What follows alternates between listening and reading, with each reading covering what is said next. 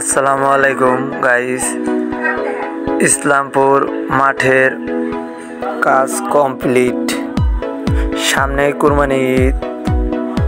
ঈদের নামাজ পড়ার জন্য একটা মিটিং আয়োজন করা হয়েছে। রোজার ঈদে আমরা নামাজ পড়তে পারিনি, কিন্তু এই ঈদে আমরা নামাজ পড়তে পারবো। আসলে আমাদের মনের এক মিলের অভাব, যেই কারণে আজকে এই সমস্যা এই জন্য আমি আপনাদের কাছে অনুরোধ করতে চাই, সবাই মিলের একদম একমত হয়ে আমাদের আস্থার সাথে কাঁধে কাঁধ মিলিয়ে আমরা এই মাঠের জন্য কাজ করবো। সবাই কাজ করছি ইনশাল্লাহ। তাহলে আমরা কীভাবে করতে পারি একটু মতামতটা আমার শুভর মামা যারা আছে তাদেরকে নেতৃত্বে আগায় যেতে হবে। ওই ভয় অন্তরে রেখে মাঠ করা যাবে না।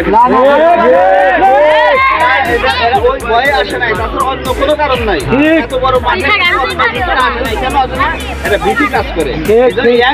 অবশ্যই দরকার। আপনার সামনের কাতারে আছে, আমাদের পিছনে থাকবে। আপনারা করতে পারতেন না। ভাই আপনারা সাইদুল ভাই আছেন, নেতৃত্বে আপনারা থাকবেন, সবাই আপনাকে মানবে। এবং কিছু চাপ আসবে, এগুলা দায় দায়িত্ব আপনাদের।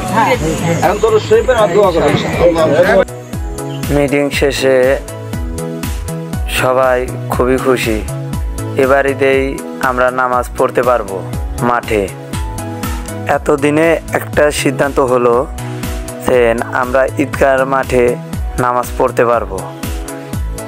এই আনন্দে আমাদের সবার মনেই খুবই আনন্দ।